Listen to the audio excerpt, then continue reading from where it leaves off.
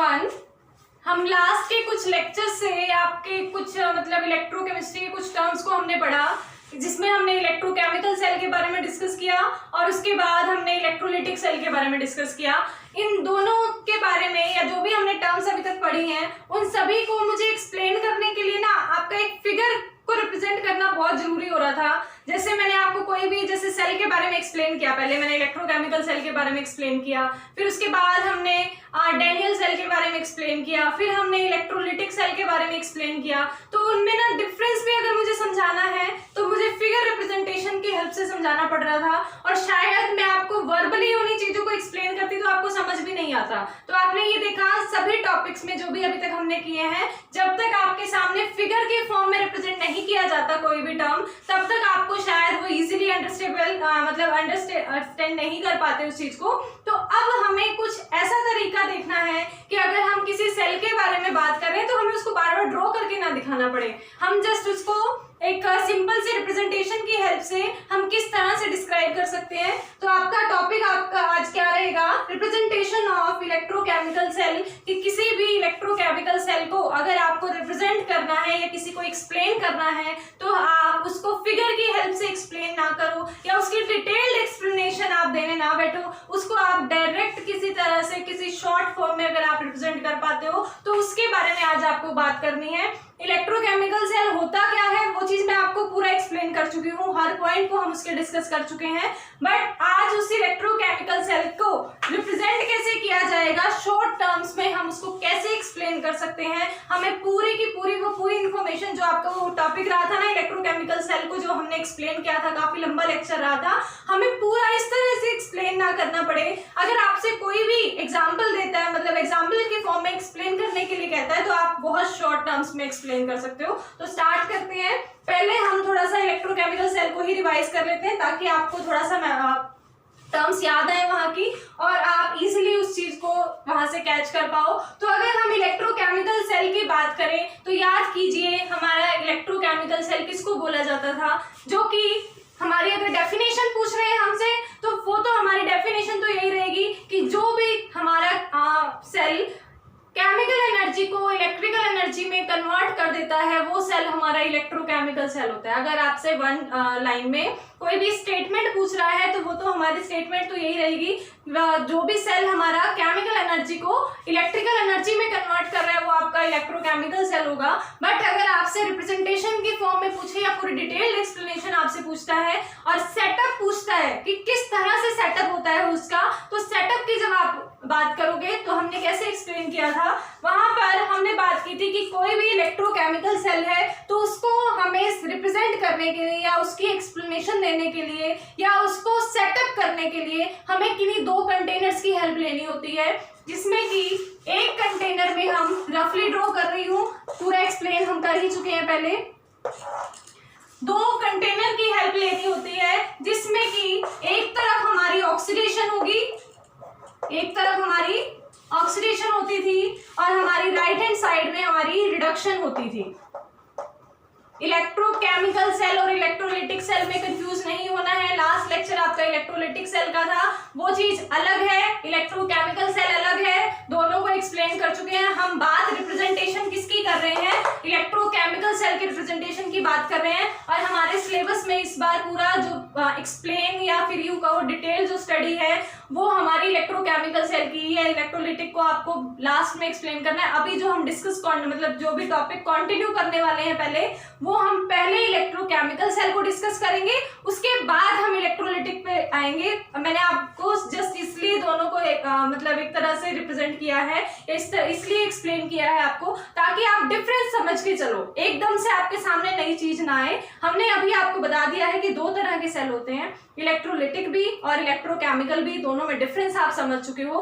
अब जो भी मैं आपके टॉपिक्स लेके आऊंगी वो सारे इलेक्ट्रोकेमिकल बेस्ड होंगे। तो इलेक्ट्रोकेमिकल को अभी अपने माइंड में बिल्कुल सेट कर लो कि क्या होते हैं हमारे इलेक्ट्रोकेमिकल सेल, फिर जब हम इलेक्ट्रोलिटिक पे शिफ्ट करेंगे तब उस पॉइंट को आप फोकस करना। तो अभी हम इलेक्ट्रोकेमिकल की बात कर रहे हैं। यहाँ ऑक्सीडेशन और रिडक्शन के लिए हमें दो अलग अलग कंटेनर लेने होते थे और इन दोनों कंटेनर्स में हम क्या करते थे, दो इलेक्ट्रोड्स को डिप करते थे। दोनों इलेक्ट्रोड्स में हमने कहा था हम फिक्स कर लेते हैं कि ऑक्सीडेशन ही कराएंगे, और लेफ्ट हैंड साइड में अगर ऑक्सीडेशन कराते थे तो इसको हम एनोड का नाम देते थे, और अगर मैं राइट हैंड साइड में कैथोड रिडक्शन की बात कर रही हूं तो ये हमारी कैथोड होती थी।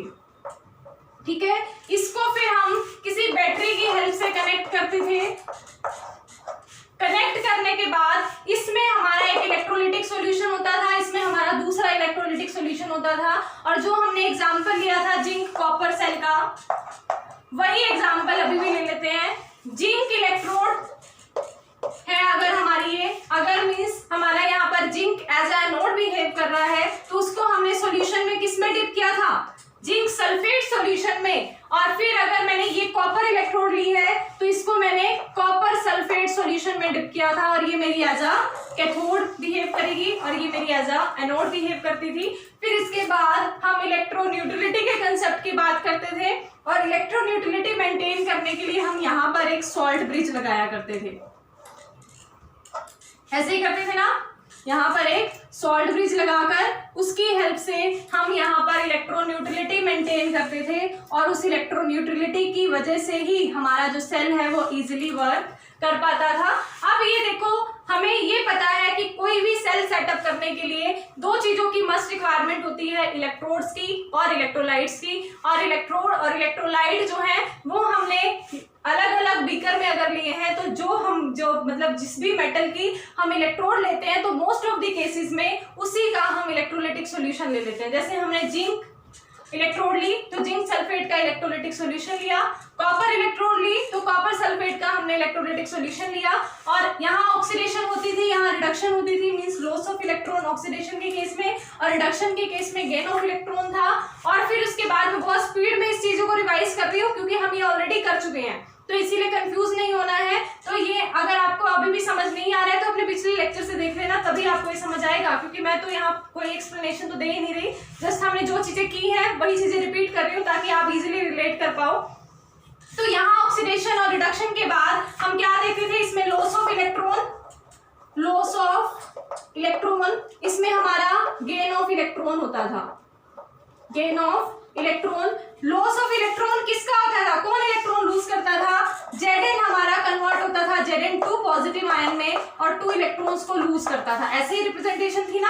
और यहाँ इलेक्ट्रॉन एक्सेप्ट करने वाला कौन था, Cu2 पॉजिटिव, 2 इलेक्ट्रॉन एक्सेप्ट करके, और ये Cu न्यूट्रल स्टेट में कन्वर्ट हो जाता था, ये हमारा आयनिक स्टेट में कन्वर्ट होता था। ये थे हमारे प्रोसेस। फिर इसके बाद यहाँ पर हमारी कुछ आयनिक टर्म्स की मतलब एक्सेस में आ जाते थे, कोई एक तरफ हमारा सल्फेट आयन एक्सेस में था, एक तरफ हमारा जिंक आयन एक्सेस में था, तो वो हमारा कौन बैलेंस करता था, सॉल्ट ब्रिज बैलेंस करता था, जिसके पास K पॉजिटिव और Cl नेगेटिव आयंस होते थे।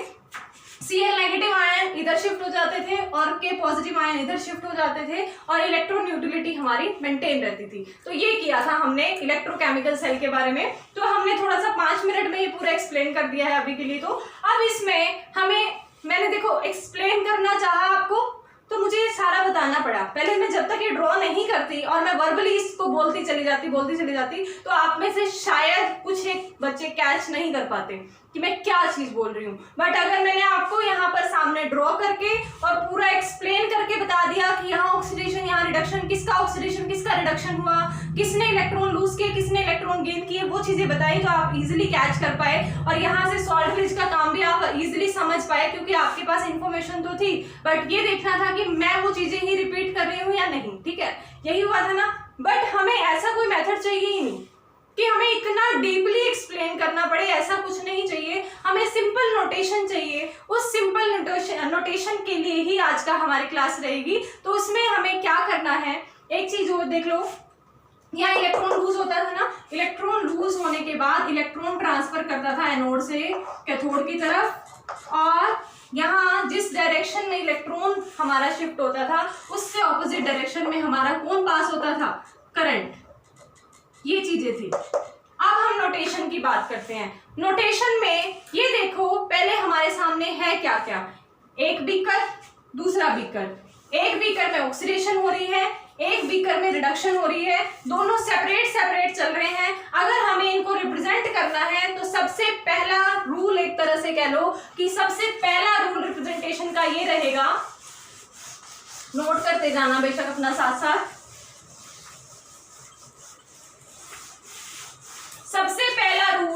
किसी भी इलेक्ट्रोकेमिकल सेल को रिप्रेजेंट करने का, और ये चीज रिपीट कर रही हूँ, इलेक्ट्रोकेमिकल सेल को रिप्रेजेंट करने का मेथड कह रही हूँ, इलेक्ट्रोलिटिक सेल की रिप्रेजेंटेशन नहीं बता रही। तो इलेक्ट्रोकेमिकल सेल को रिप्रेजेंट करने के लिए सबसे पहला रूल रिप्रेजेंटेशन का क्या रहेगा, एनोड को या आप ऑक्सीडेशन को, एनोड कह लो या ऑक्सीडेशन की जो रिप्रेजेंटेशन है वो लेफ्ट हैंड साइड में की जाती है। ध्यान से सुनना, लेफ्ट हैंड साइड में की जाती है। कैसे करेंगे वो अभी बताऊंगी, बट ये चीज ध्यान रखो, एनोड की या ऑक्सीडेशन हाफ सेल की कह लो, ऑक्सीडेशन हाफ सेल की रिप्रेजेंटेशन हमारी लेफ्ट हैंड साइड में की जाती है। किसके लेफ्ट हैंड साइड में वो भी चीजें अभी बताऊंगी, बस ये चीजें अभी जो मैं जितना बता रही हूँ वन बाय वन उन चीजों को कैच करते चलो। पूरा डिटेल में लास्ट में रिप्रेजेंटेशन कंप्लीट होगी तब जाके आपको पूरा समझ आ जाएगा। और इसके साथ ही इसी रूल का ही पार्ट है, कैथोड को या यूं कहो रिडक्शन हाफ रिएक्शन को, रिडक्शन हाफ रिएक्शन की रिप्रेजेंटेशन राइट हैंड साइड में की जाती है। दोबारा सुनो, एनोड की या ऑक्सीडेशन हाफ रिएक्शन की, एनोड की या ऑक्सीडेशन हाफ रिएक्शन की, यहां लिख देती हूं ऑक्सीडेशन हाफ रिएक्शन और रिडक्शन हाफ रिएक्शन, आपकी ऑक्सीडेशन हाफ रिएक्शन और रिडक्शन हाफ रिएक्शन। ये मैंने आपको एक्सप्लेन भी की थी कि एक बीकर में हमारी जस्ट ऑक्सीडेशन हो रही है तो ये ऑक्सीडेशन हाफ रिएक्शन होगी, एक बीकर में हमारी जस्ट हमारी रिडक्शन हो रही है तो वो रिडक्शन हाफ रिएक्शन होगी, और कंबाइंड करके दोनों रिएक्शंस को कंबाइन करके हमारी क्या बनती है, रिडॉक्स रिएक्शन बनती है। तो ऑक्सीडेशन हाफ रिएक्शन की अगर आप बात करो तो क्या रिएक्शन होती है, Zn कन्वर्ट होता है हमारा Zn2 पॉजिटिव प्लस 2 इलेक्ट्रॉन को ये लूज करता है, यही होती है oxidation half reaction. Reduction half reaction में क्या होता है, मतलब इस प्रोसेस में क्या होगा, Cu2 पॉजिटिव हमारा 2 इलेक्ट्रॉन्स को एक्सेप्ट करके कॉपर में कन्वर्ट होता है। किसमें कन्वर्ट होता है, कॉपर में। हमने यही कहा था ना इलेक्ट्रोकेमिकल सेल को जब एक्सप्लेन किया था, ये तो हमारा यूज होता चला जाता है क्योंकि जिंक धीरे धीरे क्या करता चला जाएगा, जिंक मेटल जो है वो जिंक आयन में कन्वर्ट होता चला जाता है और इलेक्ट्रॉन लूज करेगा, और जो इलेक्ट्रॉन लूज करेगा वो यहाँ आकर कॉपर आयन जो है, कॉपर आयन और सल्फेट आयन प्रेजेंट है ना सॉल्यूशन में, तो कॉपर आयन जो आपके हैं वो इलेक्ट्रॉन एक्सेप्ट करके कॉपर मेटल में कन्वर्ट हो जाते हैं और कॉपर मेटल हमारी कॉपर इलेक्ट्रोड पर डिपॉजिट होने लग जाती है। ये प्रोसेस था। तो इसमें ऑक्सीडेशन हाफ रिएक्शन और ये हमारी रिडक्शन हाफ रिएक्शन। तो पहला रूल यही कहता है कि एनोड वाली रिएक्शन को या उसको हम कह सकते हैं ऑक्सीडेशन हाफ रिएक्शन को हम हमेशा लेफ्ट में रिप्रेजेंट करेंगे। किसके लेफ्ट में वो भी आपका आएगा, बट सेकेंड क्या चीज है, कैथोड को या रिडक्शन हाफ रिएक्शन को हम राइट में रिप्रेजेंट करेंगे। अब क्वेश्चन आता है क्या है ये ऑक्सीडेशन हाफ रिएक्शन, किस तरह से, मतलब क्या आपको ये लिखना है कि ये हमारी लेफ्ट हैंड साइड में फिर ये हमारी राइट हैंड साइड में, ऐसा लिखना है? नहीं, ऐसा नहीं लिखना। सेकेंड रूल क्या कहता है, फर्स्ट रूल समझ आया, सेकेंड रूल आपका क्या कहता है, ऑक्सीडेशन हाफ रिएक्शन को, ऑक्सीडेशन हाफ रिएक्शन को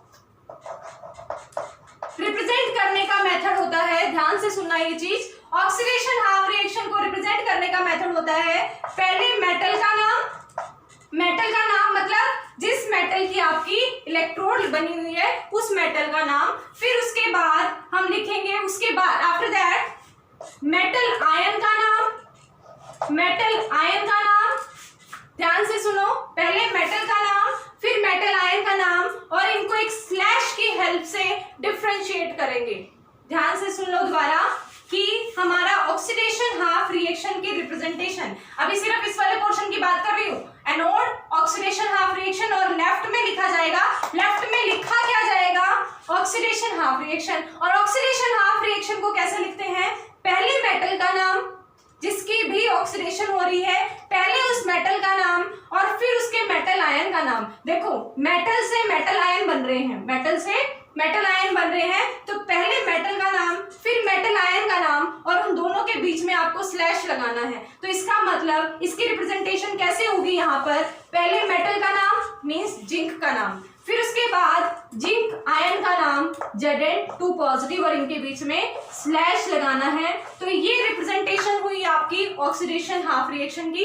इसके साथ ही अगर मैं रिडक्शन हाफ रिएक्शन की बात करूं, सेकेंड वन इज, नोट करते जाना भाई, बोर्ड छोटा है हमें रब करना पड़ेगा, बट आप साथ साथ नोट करते जाओ ताकि रिलेट कर पाओ इनको। फिर इसके बाद ऑक्सीडेशन हाफ रिएक्शन हुआ। अब रिडक्शन हाफ अगर आपको लिखना है, रिडक्शन हाफ रिएक्शन अगर आपको लिखनी है, जो कि आपकी राइट हैंड साइड में लिखी जानी है वैसे तो, बट उसको कैसे लिखोगे, क्या लिखना है राइट हैंड साइड में? तो राइट हैंड साइड में आपको रिडक्शन हाफ रिएक्शन लिखनी थी, और वो रिडक्शन हाफ रिएक्शन की रिप्रेजेंटेशन कैसी होती है? पहले मेटल आयन का नाम, मेटल आयन का नाम, फिर मेटल का नाम, मेटल आयन का नाम और फिर मेटल का नाम, और उन दोनों के बीच में लगेगा स्लैश, इन दोनों के बीच में लगेगा स्लैश। तो यहाँ आपका, यहाँ देखो अब metal ion, copper metal ion हमारा कन्वर्ट किस में हो रहा है? कॉपर मेटल में। इसमें हमारा मेटल मेटल आयन में कन्वर्ट हो रहा था, यहाँ हमारा मेटल आयन मेटल में कन्वर्ट हो रहा है। तो जो जिसमें कन्वर्ट हो रहा है, जो भी चीज जिसमें कन्वर्ट हो रही है, जो कन्वर्ट हो रहा है वो पहले, और जिसमें कन्वर्ट हो रहा है वो बाद में।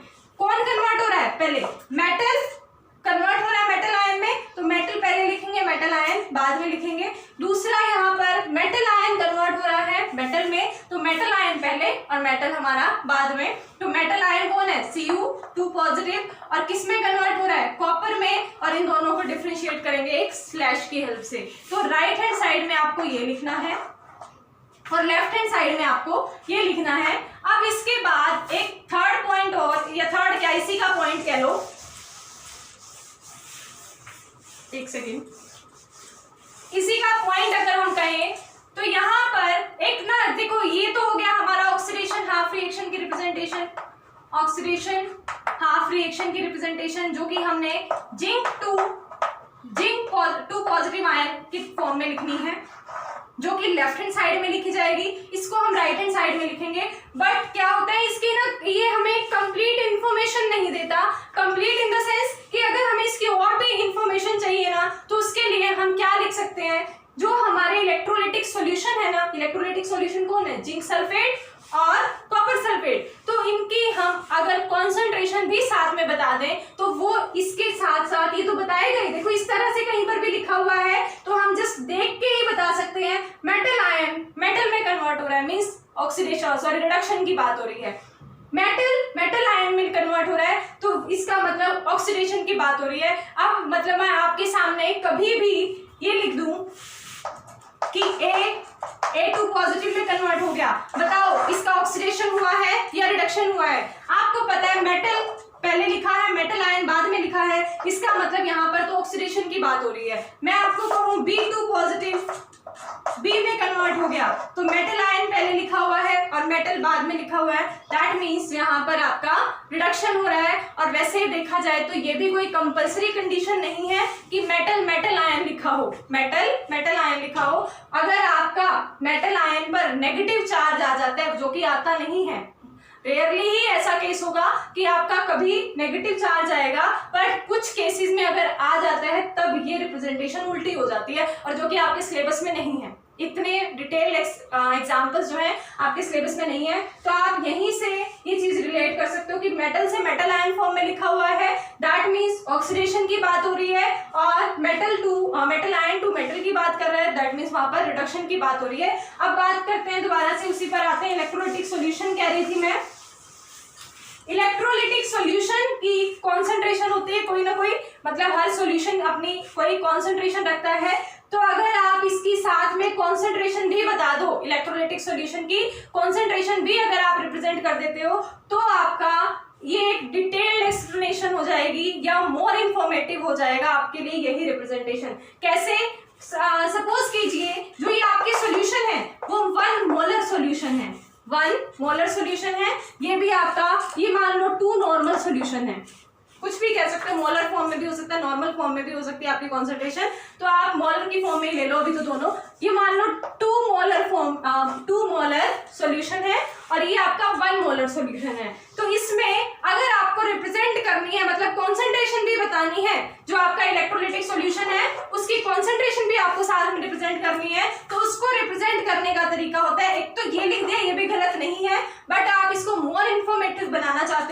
तो Zn2 positive ion, Zn2 positive ion किससे बने हैं? इलेक्ट्रोलिटिक सॉल्यूशन से, और इसकी कॉन्सेंट्रेशन क्या है? 1 मोलर। तो मतलब ब्रैकेट में अगर आपने कॉन्सेंट्रेशन भी डाल दी तो जिससे भी आप पूछने लगोगे उसको ये इंफॉर्मेशन भी मिल जाएगी कि जो मेरा इलेक्ट्रोलिटिक सॉल्यूशन है उसकी कॉन्सेंट्रेशन क्या है। तो ये हमारा मोर इंफॉर्मेटिव वे हो सकता है। इसी तरह से इसके लिए लिखोगे तो आपका Cu2 पॉजिटिव कितने मोलर सॉल्यूशन है? 2 मोलर सॉल्यूशन है। फिर साथ में स्लैश लगा के मेटल आयन, सॉरी मेटल। तो यहां से आप बता सकते हो कि साथ साथ मेटल आयन की कॉन्सेंट्रेशन क्या है। मेटल आयन आपका इलेक्ट्रोलिटिक सॉल्यूशन से मिला है, इलेक्ट्रोलिटिक सॉल्यूशन के अंदर मेटल आयन होगा।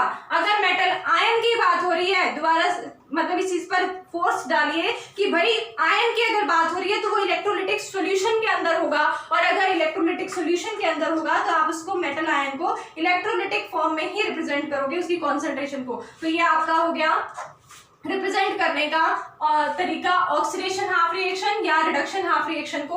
अब मैं कब से कह रही हूँ राइट हैंड साइड में हमारा ये रिडक्शन हाफ लिखना है, ऑक्सीडेशन हाफ को हमने लेफ्ट हैंड साइड में लिखना है। क्वेश्चन आता है कि किसके लेफ्ट में और किसके राइट में हमें ये लिखना है। तो थर्ड आपका पॉइंट रहेगा, 2 पॉइंट्स बता चुकी हूँ। थर्ड पॉइंट आपका क्या रहेगा, इस सेल के अंदर आपको इलेक्ट्रोड और इलेक्ट्रोलिटिक सॉल्यूशन ही दिखाई नहीं दे रहे, जस्ट आपको और क्या दिखाई दे रहा है, ये सॉल्ट ब्रिज भी तो दिखाई दे रहा है ना। तो सॉल्ट ब्रिज को रिप्रेजेंट करने का तरीका होता है, सॉल्ट ब्रिज को रिप्रेजेंट करने का तरीका होता है डबल स्लैश से दिखाते हैं। तो अगर आपको किसी भी इलेक्ट्रोकेमिकल सेल को रिप्रेजेंट करना है तो ऑक्सीडेशन, पहला रूल क्या कहता है, ऑक्सीडेशन हाफ रिएक्शन को लेफ्ट हैंड साइड में लिखेंगे। तो लेफ्ट हैंड साइड से हम लिखना स्टार्ट कर रहे हैं, तो लिखो भाई सबसे पहले ऑक्सीडेशन हाफ रिएक्शन को। तो जिंक Zn2 पॉजिटिव आयन मतलब मेटल आयन, और इसकी कॉन्सेंट्रेशन हमें पता है 1 मोलर। ये हो गया हमारा ऑक्सीडेशन की रिप्रेजेंटेशन। उसके बाद राइट हैंड साइड में हमें लिखना है रिडक्शन हाफ रिएक्शन को, बट बीच में कौन है, ऑक्सीडेशन और रिडक्शन के बीच में कौन है, किसने इनको लिंक कर रखा है, दोनों सेटअप्स को किसने जोड़ा हुआ है, वो हमारा जोड़ा हुआ है सॉल्ट ब्रिज ने। और सॉल्ट ब्रिज को रिप्रेजेंट करने का तरीका होता है डबल स्लैश। सिंगल स्लैश में हम ऑक्सीडेशन या रिडक्शन के लिए यूज करेंगे, बट कहीं पर भी आपको डबल स्लैश दिखाई दे रहा है, दैट मींस वो सॉल्ट ब्रिज को या पोरस पोर्ट को रिप्रेजेंट कर रहा है। डैनियल सेल में आपने क्या लिया था, पोरस पोर्ट लिया था, तो डबल स्लैश जो है वो हमारा सॉल्ट ब्रिज को या पोरस पोर्ट को रिप्रेजेंट कर रहा है। इसके बाद ऑक्सीडेशन लिख दिया राइट हैंड साइड में, सॉल्ट ब्रिज के लेफ्ट हैंड साइड में oxidation half reaction, right hand side में आप क्या लिखोगे, रिडक्शन हाफ रिएक्शन। और रिडक्शन हाफ रिएक्शन क्या है, Cu2 पॉजिटिव, और इसकी कॉन्सेंट्रेशन भी हमें पता है 2 मोलर स्लैश Cu। तो ये हो गई आपकी रिप्रेजेंटेशन किसी भी सेल की कंप्लीट रिप्रेजेंटेशन। अगर आपको किसी को भी इलेक्ट्रोकेमिकल सेल के बारे में कुछ बताना है तो इस फॉर्म में लिख के बता दो, आपको पूरा ये एक्सप्लेन करने की जरूरत नहीं है, क्योंकि यहीं से सब साफ दिखाई दे रहा है कि जिंक की ऑक्सीडेशन हो रही है, कॉपर की रिडक्शन हो रही है। जिस भी सेल के बारे में मैं बात कर रही हूँ वहां पर जिंक की ऑक्सीडेशन और कॉपर की रिडक्शन हो रही है। सॉल्ट ब्रिज अगर मैंने लगा रखा है मतलब मैं सेपरेट बीकर में रिएक्शन करा रही हूँ, और सेपरेट बीकर में कराते टाइम जिंक आयन में कन्वर्ट हो रहा है, कॉपर आयन कॉपर में कन्वर्ट हो रहा है। यही चीजें तो इसमें, इसके अलावा कुछ और इन्फॉर्मेशन इससे मिलती हो तो बता दो, कुछ भी नहीं है, सब चीजें इसके अंदर आ चुकी हैं। और यहां से देखो जिंक 2 पॉजिटिव में कन्वर्ट हो रहा है, इसका मतलब इसमें 2 इलेक्ट्रॉन लूज किए होंगे। वो भी चीज हम यहाँ से बता सकते हैं कि 2 इलेक्ट्रॉन हमारे ट्रेवल करके गए होंगे, और हमारे एनोड से ही कैथोड की तरफ इलेक्ट्रॉन ट्रेवल करके जाते हैं, और ट्रेवल करके अगर वो हमारे एनोड टू कैथोड गए हैं तो करंट हमारा डेफिनेटली कैथोड टू एनोड आया होगा। तो जस्ट इस रिप्रेजेंटेशन से हम पूरी एक्सप्लेनेशन इसकी दे सकते हैं। अब इसके बाद एक तरीका या शॉर्ट फॉर्म में हम पूरे सेल को एक लाइन में अगर और लिखना चाहें, एक तो सबसे बेसिक तरीका तो यही है और सबसे इंपॉर्टेंट तरीका तो यही है, यही मेथड यही फॉर्म आपको मिलेगी पेपर में भी। अगर आपको पेपर में देगा तो इस तरह से सेल रिप्रेजेंट करके देगा, और वहां से आपको ऑक्सीडेशन और रिडक्शन छांटने होते हैं कि किसका ऑक्सीडेशन हुआ किसका रिडक्शन हुआ। एक तरीका और है सेल को रिप्रेजेंट करने का, जो कि आपको जस्ट बुक्स में मिल सकता है, एग्जाम्स में वो आपसे कभी नहीं पूछेगा उस फॉर्म में, पर हम एक शॉर्ट फॉर्म में अगर बात करना चाहें तो देखो सेल के अंदर क्या क्या होता है, एनोड, कंप्लीट इंफॉर्मेशन आएगी इसके अंदर, anode, anodic solution, anodic electrolyte कह लो, इलेक्ट्रोलाइट, फिर salt bridge, salt bridge, cathodic solution, cathodic electrolyte, और आपका कैथोड, और आपका कैथोड। एनोड कौन था, जो आपने मेटल आयन ली थी, यहां पर हमने एग्जांपल लिया था जिंक का। एनोडिक इलेक्ट्रोलाइट अगर ले तो वहां पर Zn2 पॉजिटिव की बात की जाती है। सॉल्ट ब्रिज KCl का एग्जांपल लिया था।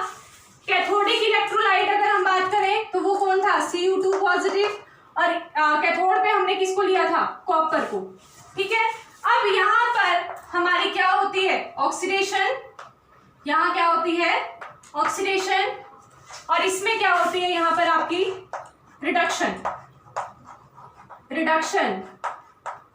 और साथ ही साथ एक चीज और, एनोड पर हम नेगेटिव चार्ज देते हैं और कैथोड पर हम पॉजिटिव चार्ज से रिप्रेजेंट करते हैं। तो ये चीजें हैं उसमें इलेक्ट्रोकेमिकल सेल में, इसके अलावा और कुछ भी नहीं है। और इसके अगर आपसे सेल रिप्रेजेंटेशन पूछी जाती है तो वही रहेगी cell representation, Zn2 positive, salt bridge, copper 2 positive to copper, और साथ में अगर वो कॉन्सेंट्रेशन बताएगा तो इसके ब्रैकेट्स में लिखेगा कि कितने कॉन्सेंट्रेटेड जो है हमारे इलेक्ट्रोलाइटिक सॉल्यूशंस होंगे। तो ये आपकी सेल रिप्रेजेंटेशन होगी किसी भी इलेक्ट्रोकेमिकल सेल के लिए। ये तो हमने जिंक कॉपर का एग्जांपल लिया हुआ था। आप डिफरेंट डिफरेंट एग्जांपल्स के लिए भी सेल रिप्रेजेंटेशन कर सकते हो। कुछ एग्जांपल्स ले लेते हैं हम इसमें। फर्स्ट एग्जांपल हम लेंगे कॉपर सिल्वर नाइट्रेट का। एक सेकेंड,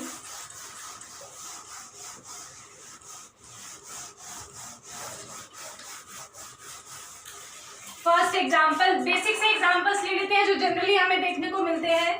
कॉपर सिल्वर नाइट्रेट, एक एग्जांपल ले लेंगे हम निकेल सिल्वर नाइट्रेट,